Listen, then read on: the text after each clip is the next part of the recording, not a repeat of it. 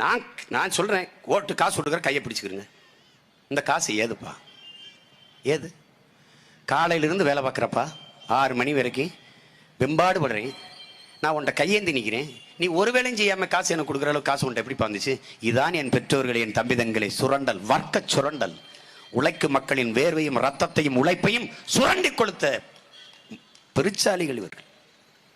ஊழலை ஒழிக்கணும்னு எல்லாருமே பேசுறீங்க, லஞ்சத்தை ஒழிக்கணும்னு எல்லாருமே பேசுறீங்க, வெறுக்கிறீங்க. அப்புறம் யார் கொடுக்குறா, யார் வாங்குறா?